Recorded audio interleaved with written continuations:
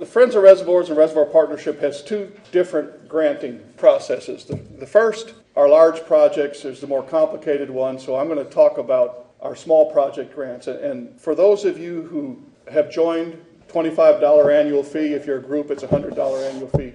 100% of those membership fees go back into our project fund. For that process, it's very simple. It's about a 2-page process, and we've got working groups from across the country. Craig Walker is a member of the Western group. Rick Ott's part of the Southeastern group, which Texas is part of. And there's a formal process to go through on selecting those projects. I think we had 3 of the small project grants put forth this year, and those will be selected by our board, but I will be very surprised if all 3 don't get funded. Lake Fork had put in for it. I think there was one from Illinois, and then we had one from Virginia. Now, the large project proposal is a little different animal. It's 100% Fish and Wildlife Service funds, and there are strings that come with that. Unfortunately, the strings are getting longer and tighter as each year goes on. So I just wanted to make you all aware of what that process is. And you know, we've given $20,000. It's been approved for Livingston. Rick Ott got some on a Palestine project. We've got some other funding for some others. We send that announcement out early summer, June, maybe early July. We give you all about 2 months to come up with your proposals. And those dates are going to be fairly consistent from one year to the next, because we make this project selection at our annual meeting, and it's usually in October. So we back up what it takes to get those projects ready to go to be approved at our October meeting. And those dates are going to be consistent. So probably ought to be thinking about the future of projects and know that they're going to be due probably mid-August to September of every year. So you don't have to wait until I ask you for your project proposals in June to start developing your project. Be thinking about it now. Make your contacts with the agency biologists, because that is absolutely critical. Those proposals are probably going to be due, either 15 August, 1 September of every year.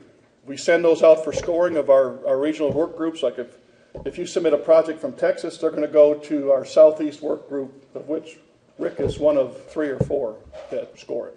We rank those projects based on those scores, and then the Reservoir Partnership Board makes the final determination as which of those are going to get funded.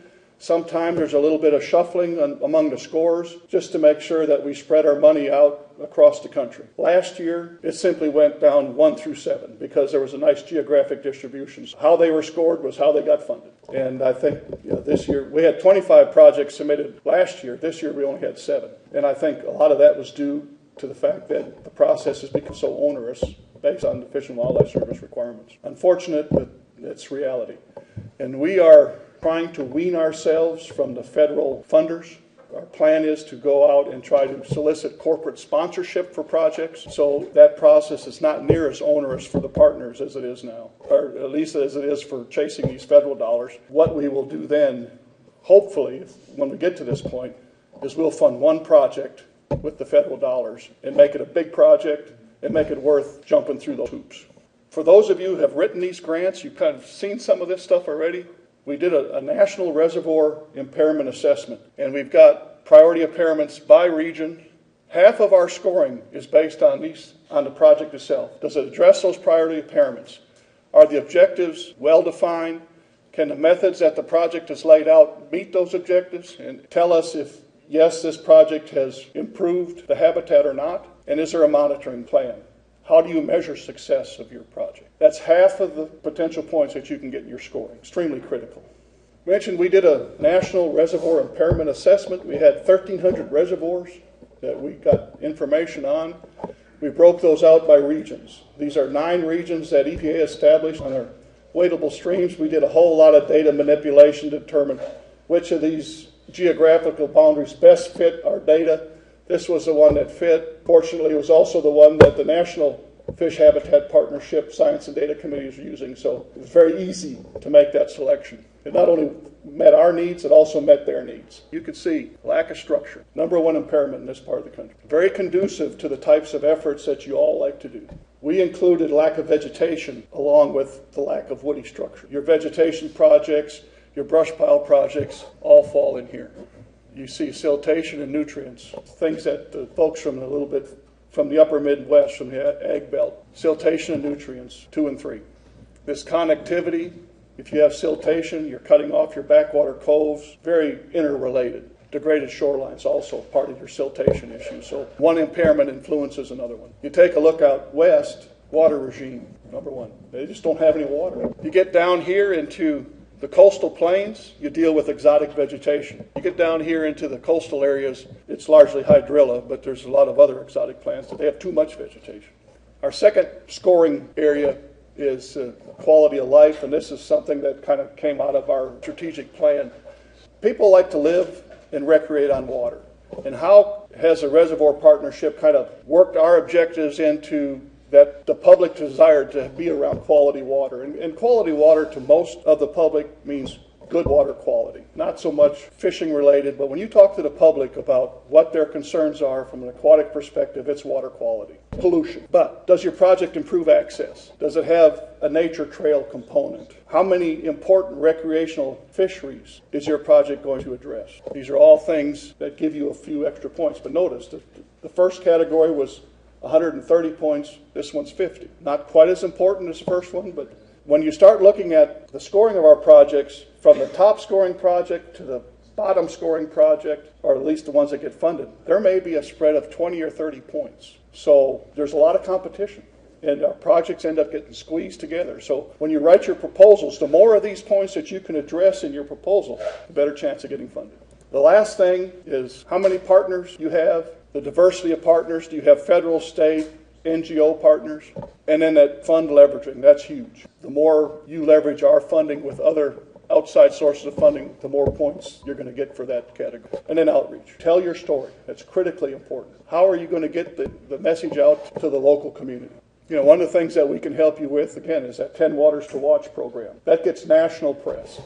I don't want to spend a whole lot of time on this because hopefully your state agency is going to help, or else at least take the lead in providing these documents. But the Fish and Wildlife Service is where we get our project dollars. They're federally mandated to handle the Threatened and Endangered Species Act. And because of that, they want to make sure that anything we do doesn't adversely affect dicky fish.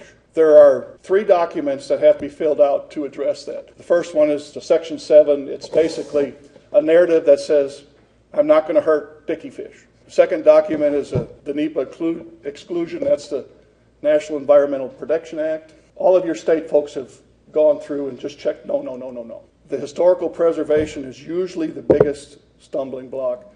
And this has resulted from the Fish and Wildlife Service getting sued over whenever you disturb ground, there's a chance that you're going to destroy some type of a historical artifact, Native American artifacts. Their interpretation of that has become so over the top that in these reservoirs where we've got, in some cases, 3 foot of sediment deposited from the original lake bed, you have to make sure you get an archaeological survey exclusion to accompany your project proposal to disturb the top 6 inches of that 3 feet that's on top of anything that could possibly have been there in the past.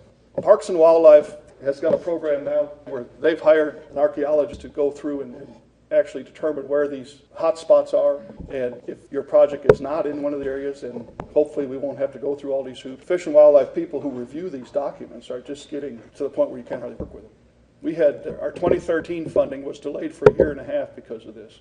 We finally got it off the desk of some Washington bureaucrats and got it into the same folks who review the state's projects under the Sport Fish Restoration Act. And after waiting 1.5 years for Washington to review those projects, and we got it into the Sport Fish Restoration group, it took 2 weeks. Dealing with Washington is not a pleasant experience, but that's where our funding comes from, and this is the reality of what we have to deal with. Now, I think we're going to have a little bit better luck with the 2014 projects. I think they're all pretty well close to being in the queue to get the funding.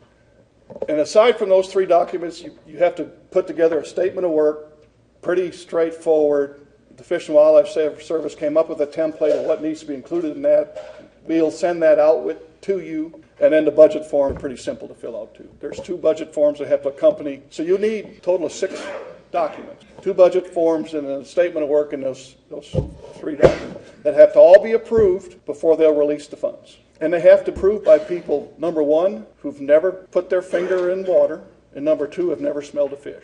They're getting approved by folks who are completely outside the scope of what we do.